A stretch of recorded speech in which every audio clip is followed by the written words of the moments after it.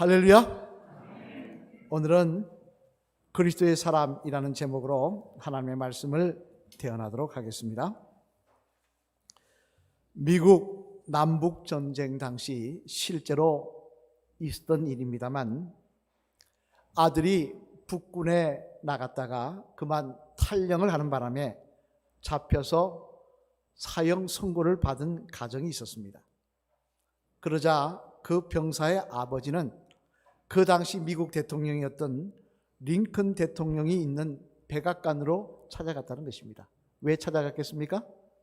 아들을 살려달라고, 구명운동을 하기 위해서. 하지만 백악관을 찾아간 이 아버지는 자신의 아들의 구명을 하지 못하고 백악관이 보이는 길가에 벤치에 앉아서 울고 있었다는 것입니다. 왜냐하면 링컨 대통령이 자신의 구명을 거절해서가 아니라 처음부터 백악관을 지키는 병사들에 의해서 입장이 거절되었기 때문에 그렇습니다. 들어갈 수 없다는데 링컨 대통령을 어떻게 만납니까?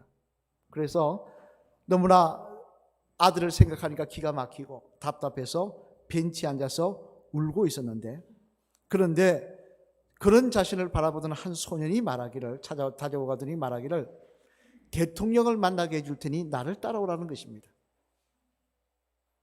말 같지 않은 이야기지만 그래도 하도 답답하고 그거 하니까 그 소년을 따라갔다는 거예요. 그랬더니 이 소년이 이 아버지를 이끌고 백악관의 초소를 다 무사 통과하게 하고는 링컨 대통령을 진짜 만나게 해서 구명을 하게 했다는 것입니다. 그 소년이 누구냐? 바로 이 소년입니다. 사진 한번 볼까요? 여기 누가 앉아있죠? 링컨 대통령. 그 옆에 있는 소년인데 누구겠습니까? 링컨 대통령의 아들입니다. 링컨 대통령의 아들이 이 아버지를 이끌고 백악관을 지키는 보초병들에게 가서 이분은 나와 동행입니다 라고 하는 바람에 보초병들의 제지를 받지 않고 무사히 백악관에 들어가 링컨 대통령을 만났다는 것입니다. 여러분, 만약 이 탈영병의 아버지가 그 시간 그 자리에서 링컨 대통령의 아들을 만나지 못했다고 한다면 어떻게 되었겠습니까? 그는 절대 링컨 대통령을 만날 수가 없었을 것입니다만, 이는 또한 우리들도 마찬가지여서 하나님의 아들이신 예수님을 만나 예수님을 믿지 못했다고 한다면 저와 여러분은 절대 하나님의 자녀가 될 수 없었을 것입니다. 따라서 예수님을 만났다, 예수님을 믿게 되었다, 이것은 너무나 큰 축복입니다만, 그런데 문제는 우리가 예수님을 만나 믿게 되었다고 하는데 정작 우리의 믿음이 하나님으로부터 공정받은 것이 아니라는 사실이 문제더라는 것입니다. 다시 말해, 내가 예수님을 믿는다고 하지만 내 믿음을 하나님 보시고 그래 네 믿음이 진짜다라고 우리를 보증해 주신 건 아니더라는 것입니다. 여러분 그렇지 않습니까? 여러분 가운데 나는 예수님 믿는다고 이야기를 하시는데 정말 하나님으로부터 너 예수님 진짜 믿는구나, 나 진짜 믿는구나, 너는 내 자녀다라고 보증서 하나 받으신 분 계십니까?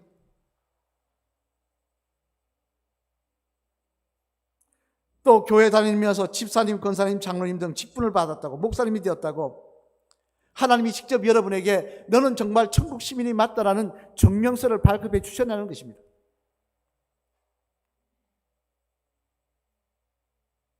만약에 이 시간에 예배를 드리고 있는 저와 여러분들이 믿는다고 하는데 그 믿음이 하나님이 보증해 주시는 믿음이 아니라 나 혼자의 바람이나 착각이라고 한다면 이는 보통 문제가 아닐 것입니다. 그렇지 않습니까? 나는 믿는다고 하는데 하나님은 나는 너 모른다 그러시면 기가 막힌 이야기 아니겠습니까? 그런 면에서 오늘 본문의 말씀에 보면 이 문제에 대해 아주 중요한 말씀을 하고 있는 것을 볼 수 있는데요.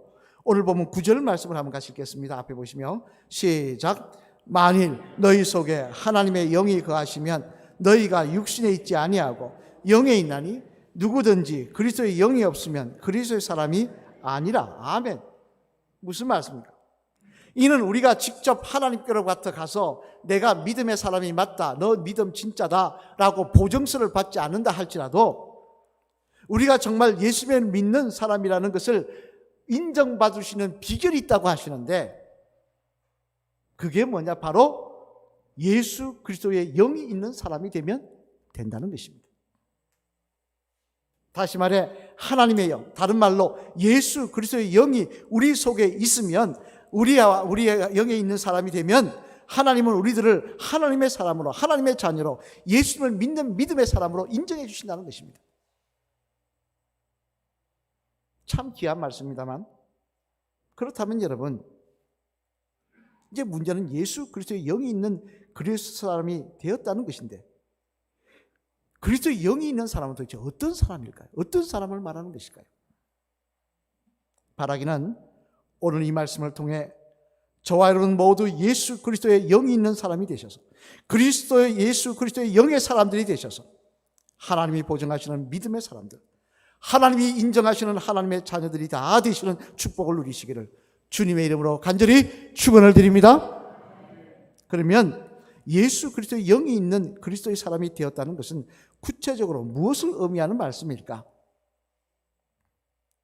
그 내용을 오늘 본문 중심의 말씀으로 살펴보면요, 먼저 첫째, 같이 한번 읽어보시겠습니다. 시작. 하나님이 보내신 성령님이 임재하고 있는 사람이 되는 것을 말하는 것입니다. 어떤 사람이라고요? 하나님이 보내신 성령님이 임재하고 있는 사람이 되는 것. 그것이 바로 예수 그리스도의 영이 있는 사람이 되는 거란 말입니다. 빌립보서 1장 19절 말씀 앞에 보시면서 한번 같이 읽겠습니다. 시작. 이것이 너희의 강구와 예수 그리스도의 성령의 도우심으로 나를 구원에 이르게 할 줄 아는 고로. 아멘. 이는 성령에 대한 말씀입니다만, 여기에 보면 성령님을 뭐라고 말씀하고 있느냐 하니 바로 예수 그리스도의 거룩한 영이라고 말씀하고 있다는 것입니다. 따라서 예수 그리스도의 영이 있는 사람이라는 것은 다른 말로 성령님이 우리 속에 임재하고 있는 사람이라고 이야기할 수 있다는 것입니다. 따라서 오늘도 우리 속에 성령님이 임재하고 계시면 우리는 그리스도의 영이 있는 사람이고, 이를 통하여 하나님께 우리의 믿음이 보증될 수 있는, 보장받을 수 있는 그런 은혜의 사람이라는 것입니다만, 그런데 여기서 또 문제가 하나 생깁니다. 그게 뭡니까? 우리 속에 과연 그렇다면 성령님이 계신가 하는 것입니다. 여러분 어떻습니까? 여러분은 여러분 속에 성령님이 계신다고 생각하십니까? 만약에 임재하고 계신다고 한다면 어떻게 알 수가 있습니까? 내 속을 열어볼 수 있는 것도 아닌데. 이에 대해서 과거에 전에 있던 교회 한 분은 그런 이야기를 하더라고요. 집사님은, 목사님 성경 공부를 하는데 그 이야기를 했더니 자신은 뜨겁게 기도할 때는 성령 받은 것 같대요. 성령이 분명히 오신 것 같대요. 그런데 어떨 때 보면은 성령님이 없는 것 같대요. 나가신 것 같대요. 잘 모르겠다고 그렇게 대답하신 걸 들은 적이 있습니다만, 아마 모르긴 해도 여기 계신 분들도 비슷한 생각을 하실 것입니다. 기도 열심히 할 때는 성령 받은 것 같고, 예배 열심히 찬양할 때는 성령 받은 것 같고, 아닐 때는 성령을 안 받은 것 같고. 하지만 여러분, 여기서 우리들이 먼저 분명히 알아야 될 사실은요, 성령의 임재의 역사는 꼭 뜨겁게 기도할 때만 임하는 것이 아니라는 것입니다. 성경에 보면 성령의 임재의 사건에 대해서 누누이 기록하고 있는데요, 우리 한번 볼까요? 당장 사도행전 10장 44절 말씀 한번 같이 읽어보시겠습니다. 같이 읽겠습니다. 시작. 베드로가 이 말을 할 때 성령이 말씀 듣는 모든 사람에게 내려오시니. 아멘. 이 말씀에 보면 성령이 임하셨다고 하는데 어떨 때 임했다고 말씀하고 있습니까? 말씀을 듣고 있을 때. 꼭 뜨겁게 기도할 때만이 아니라 말씀을 듣고 있는데도 고넬료와 그의 가족들이 베드로를 통하여 하나님의 말씀을 듣고 있는데 성령이 그들 마음속에 임하더라는 것입니다. 또 요한복음 20장 21절로 22절 말씀 보면요, 성령은 또 이렇게 임하기도 하시더라는 것입니다. 우리 한번 같이 읽어보실까요? 요한복음 20장 21절로 22절 같이 읽겠습니다. 시작. 예수께서 또 이르시되 너희에게 평강이 있을지어다. 아버지께서 나를 보내신 것 같이 나도 너희를 보내노라. 이 말씀을 하시고 그들을 향하사 숨을 내쉬며 이르시되 성령을 받으라. 아멘. 어떨 때 성령 받았다는 것입니까? 예수님께서 성령 받으라 하시면서 후 하고 숨을 내쉴 때 성령이 임하더라는 것입니다. 이뿐만이 아닙니다. 찬송을 부를 때도 성령이 임합니다. 헌신할 때도 성령이 임합니다. 따라서 꼭 기도할 때만 성령이 임하는 것은 아니라는 것입니다. 누구든지 성령을 사모하면 그 사모하는 심령에게 그 자리가 말씀을 듣던 자리든 기도하던 자리든 찬양하는 자리든 헌신하는 자리든 하나님께서는 보혜사 성령님을 우리에게 부어주실 줄로 믿습니다.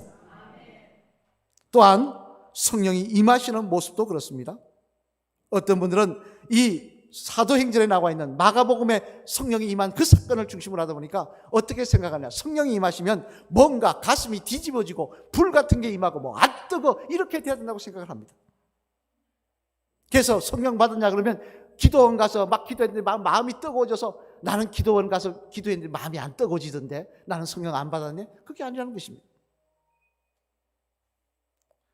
요한복음 1장 32절 말씀에 보면요, 예수님께 성령이 임하는 말씀이 기록되어 있는데요, 세례 요한에게 세례를 받았을 때 성령이 임하시는데 그때 어떻게 임했다고 말씀하고 있느냐, 우리 한번 같이 읽어보실까요? 앞으로 보시면 시작. 요한이 또 증언하여 이르되 내가 보매 성령이 비둘기같이 하늘로부터 내려와서 그의 위에 머물렀더라. 아멘. 성령이 불의 혀같이 임했다고 했습니까? 어떻게 임했다고 했습니까? 비둘기같이 임했다고 하셨어요. 잔잔하게 비둘기같이 떠 있는 것처럼 그렇게 임하셨다는 거예요. 뿐만 아닙니다. 사도행전 10장 38절의 말씀에 보면요, 또 성령이 임하심의 사건이 기록되어 있는데 우리 한 같이 읽어보실까요? 시작. 하나님이 나사렛 예수에게 성령과 능력을 기름 붓듯 하셨으며 그가 두루 다니시며 선한 일을 행하시고 마귀에게 눌린 모든 사람을 고치셨으니 이는 하나님이 함께 하셨습니다. 아멘. 여기에 보면 성령이 어떻게 임했다고 되어 있습니까? 기름 붓듯이 됐다는 거예요. 기름 붓듯이. 여러분, 기름 부으면 뜨겁습니까? 아니라는 겁니다. 기름 붓듯이. 이뿐만 아닙니다. 성경에 또 물과 같이 임했다고 했습니다. 바람같이 임했다고 했습니다. 따라서 갑자기 머리나 가슴이 뜨거워지거나 어떤 찌릿한 경험을 해야만 성령이 임하신 것은 아니라는 것입니다. 그러면 성령의 임재를 우리가 어떻게 알 수 있느냐? 그것은 무엇보다 바로 우리의 심령, 우리의 마음의 변화입니다. 내 마음과 내 생각의 변화를 통해 알 수 있다는 것입니다. 이는 당장 교회 나오는 것도 그렇습니다. 교회 나오라는 것은 왜 나오느냐? 가정의 평화를 위해서 나온다는 거예요. 집사람이 하도 딸딸 볶아서 안 나가면 시끄러워지기 때문에 나간다는 거예요. 또는 남편이 하도 교회 나와라 그래서 또 시어머니가 나가라 그래서 나온다는 거예요. 그런데 언제부턴가 교회 나오는 게 즐겁습니다. 언제부턴가 말씀을 들을 때 마음에 감동이 오기 시작하더라는 것입니다. 제가 아는 한 집사님은요, 자기는 이분도 대표적으로 가정의 평화를 위해서 교회를 나왔던 분이셨는데 어느 날 저한테 그런 이야기입니다. 목사님, 예수님의 십자가 사건을 말씀을 듣는데 제 눈에서 눈물이 나요. 제가 한 번도 예수님의 말씀을 들을 때 눈물이 흐른 적이 없는데 예수님 십자가 말씀을 듣는데 어느 순간 내 마음에 감동이 오면서 눈물이 납니다. 이런 역사가 일어나더라는 것입니다. 말씀을 듣다 보니까 내 상황은 바뀐 게 없는데 감사가 나오기 시작합니다. 찬송을 부르는 것이 즐겁고, 옛날에는 유행가 부르는 게 좋았는데 찬송 부르는 것이 즐겁고 행복하며 헌금을 드려도 아깝지 않더라는 것입니다. 이뿐만이 아닙니다. 예수님께서 바다 위를 걸으시다는 말씀이 내 눈으로 본 적이 없어요. 나는 사람이 바다 위를 걸어가는 걸 본 적이 없습니다. 그런데 그게 믿어지더라는 거예요.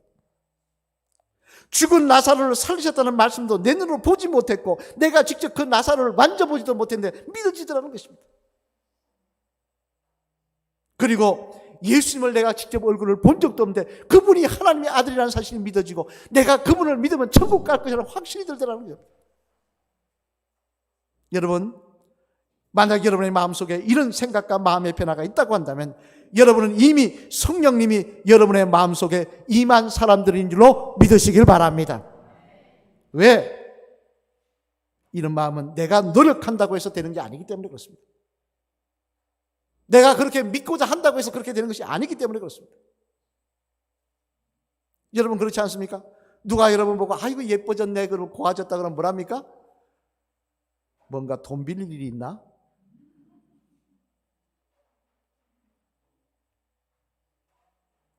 공짜로 준다 그래도 이게 뭔가? 싸다 그래도 이게 좀 이상한데 딴 데 가서 한번 알아보고 올게요. 그러고 또 딴 데 가지 않습니까? 싸게 준다.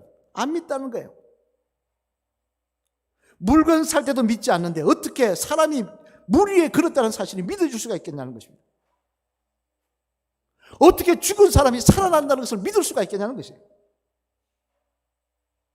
그것은 그런데도 불구하고 믿어지는 것은 성령께서 우리 마음속에 임하실 때만이, 성령께서 내 마음속을 주관할 때만이 일어날 수 있는 사건인 것입니다. 따라서 여러분에게 예수님에 대한 분명한 믿음과 그분이 죽음에서 살아나신 구세주라는 마음이 있다고 한다면, 그 생각이 있다고 한다면, 그 믿음이 있었다고 한다면 여러분은 이미 성령의 사람들인 줄로 분명히 믿으시길 바랍니다. 그래서 사도 바울은 고린도전서 3장 16절 말씀에서 이렇게 말씀하신 것입니다. 한번 같이 읽어보실까요? 고린도전서 3장 16절 말씀 같이 읽겠습니다. 시작. 너희는 너희가 하나님의 성전인 것과 하나님의 성령이 너희 안에 계시는 것을 알지 못하느냐. 아멘. 무슨 말씀입니까? 너에게 이미 그런 마음이 있다면, 그런 생각이 있다면 이미 너희는 성령의 사람이라는 것입니다. 이것을 분명히 알고 주님을 따르라는 것입니다. 성령이 언제 임하시나, 나는 언제 성령 받나, 그게 아니라 내 마음이 언제 확 뜨거워지고 어떤 그런 확 놀란 변화의 순간, 역사의 순간이 있지 않나, 그거 계속 기다리고 있는 인생이 아니라 오늘도 나는 성령의 사람이고 성령이 내 마음에 임재하고 계신 줄로 믿습니다. 나는 그리스도의 영에 속한 사람입니다. 그렇게 고백하며 분명히 주님을 바라보는 주의 성도가 되어야 할 것입니다. 맞으면 사람 따라 하실까요? 집사님은 성령 받을 사람이 아니라 이미 성령 받은 사람입니다. 이 사실을 분명히 아시기 바랍니다. 아실 것 같습니까? 여러분은 이미 성령 받은 사람인 줄, 예수님이 하나님의 아들임이 믿어지신다면 여러분은 이미 성령 받은 사람인 줄로 믿습니다. 바라기는 이 사실을 분명히 알고 담대히 주님의 자녀로 주님과 하나님과 동행하시는 복된 저와 여러분 되시기를 주님의 이름으로 축원합니다. 둘째로 또 하나, 그리스도의 영에 있는 사람은 어떤 사람이냐? 같이 읽어보실까요? 읽겠습니다. 시작. 성령의 인도하심을 따라 사는 사람이 되는 것을 말하는 것입니다. 뭐라고요? 성령의 인도하심을 따라. 성령이 누누이 강조하는 이야기입니다. 성령의 인도하심을 따라 사는 사람. 오늘 보면 5절 말씀 한번 같이 읽어보실까요? 앞을 보시며 같이 읽겠습니다. 시작. 육신을 따르는 자는 육신의 일을, 영을 따르는 자는 영의 일을 생각하나니. 아멘. 무슨 말씀입니까? 그리스도의 영이 있는 사람은 또한 성령의 임재를 받은 사람은 성령의 인도하심을 받아 성령이 기뻐하신 일을 생각하며 성령의 기뻐하신 일을 행하려고 노력한다는 것입니다. 우리나라 초기 기독교 사회에 보면 처음 선교사들이 기독교를 우리나라에 전파했을 때 성도들이 생기기 시작했는데요. 그런데 선교사들이 한국 교회 성도들에게 충격받은 일이 있다고 합니다. 그게 뭐냐면 교회를 열심히 다녀 권찰, 집사, 직분까지 받았는데 술만 마시면 사람이 달라지더라고요.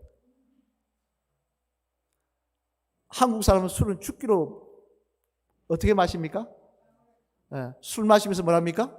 먹고 죽자 그러고 먹지 않습니까? 아마 술 먹고 죽자는 사람은 우리나라 사람밖에 없을 거예요. 뭔가 교인들 사이에 섭섭한 점이, 교회에 섭섭한 점이, 술 마시고 취하여서는 심지어 초대 기독교 사회 보면요, 한국 교회 사회 보면 도끼를 들고 교회에 찾아와서 교회 부시겠다는 사람도 있었다는 거예요. 집사님 중에.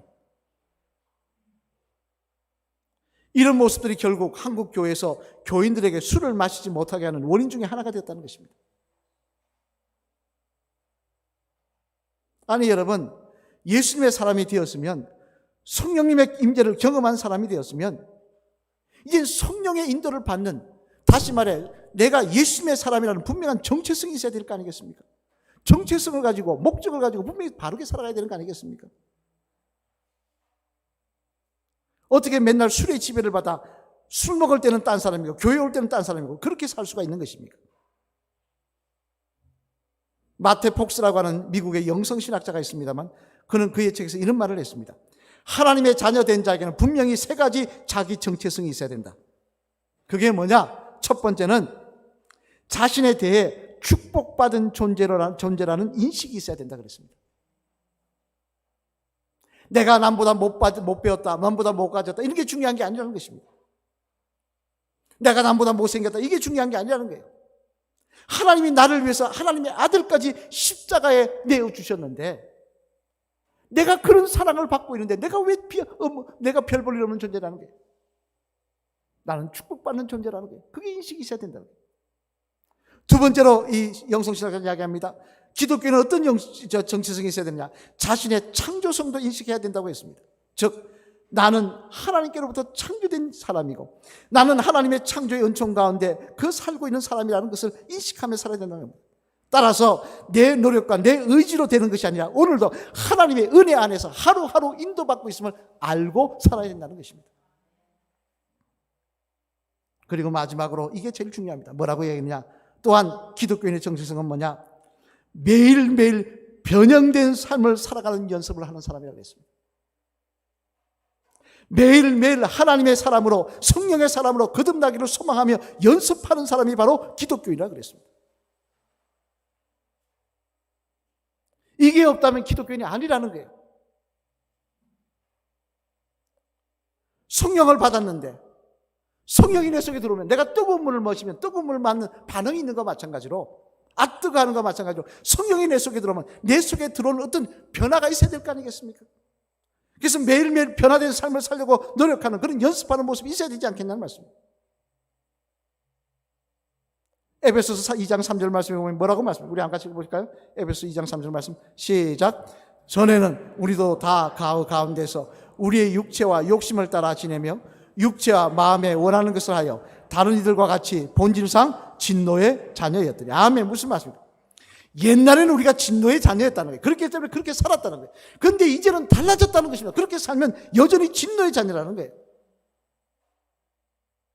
그래서 주님은 뭐라 그러십니까? 마태복음 12장 33절에서 이런 귀한 말씀하십니다. 아주 중요한 말씀입니다. 우리 같이 읽어보실까요? 마태복음 12장 33절 말씀 시작. 나무도 좋고 열매도 좋다 하든지 나무도 좋지 않고 열매도 좋지 않다 하든지 하라. 그 열매로 나무를 아느니라. 얼마나 무서운 말씀입니다. 그 열매로 나무를 안다 그랬습니다. 그의 행동을 보면 그가 감정적으로 성령을 받았다고 내 감정적으로 받은 건 성령인지 정말 삶 속에 주인으로 받은 성령인지 알 수 있다는 것입니다. 다시 말해 정말 가짜인지 진짜인지 알 수 있다는 거예요.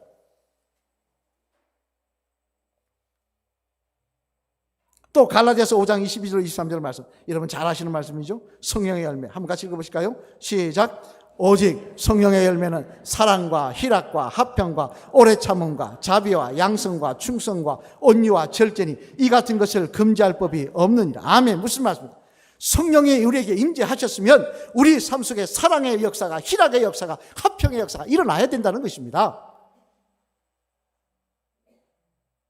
내가 정말 감정적으로 성령 받은 것 같다는 느낌만으로 착각하고 있는 것이 아니라면, 내가 정말 성령이 내 마음속에서 내가 믿어진다고 한다면, 천국과 지옥이 믿어진다고 한다면, 내가 오늘도 내 입술을 벌려서 남을 정죄하는 어리석은 인생이 아니라, 남을 비난하고 미워하고 서로가 편을 나누는 인생이 아니라, 주님 안에 가서 사랑하며 기도하며 위하며 하나 되며 서로 기뻐하는 모습이 우리에게 맺혀지는 역사가 일어나야 한다는 것입니다. 그래야 할 때 우리는 진짜 그리스도의 영의 지배를 받는 사람이며 그리스도의 영이 우리 속에 있는 사람이며 이를 통하여 하나님께서 우리들을 믿음의 자녀로, 하나님의 자녀로 인정해 주시겠다는 것입니다. 사랑하는 성도 여러분, 갈라디아서 4장 6절에 보면요, 사도 바울은 아주 귀한 말씀을 하고 있는데 우리 한 같이 읽어보실까요? 시작. 너희가 아들이므로 하나님이 그 아들을 영을 우리 마음의 가운데 보내사 아빠, 아버지라 부르게 하셨느니라. 아멘. 아빠, 우리를 아들임으로 그리스도의 영을, 성령을 우리에게 마음에 보내서 아빠, 아버지라 부르게 하셨느니라. 이렇게 하니까 좀 섭섭해 하시더라고요. 다시 한번 바꿔서 할까요? 너희가 딸임으로. 여기 계시면 딸도 많으신데, 예, 그것만 바꾸겠습니다. 그렇게 같이 읽겠습니다. 시작. 너희가 딸임으로 하나님이 그 아들의 영을 우리 마음 가운데 보내사 아빠, 아버지라 부르게 하셨느니라. 아멘.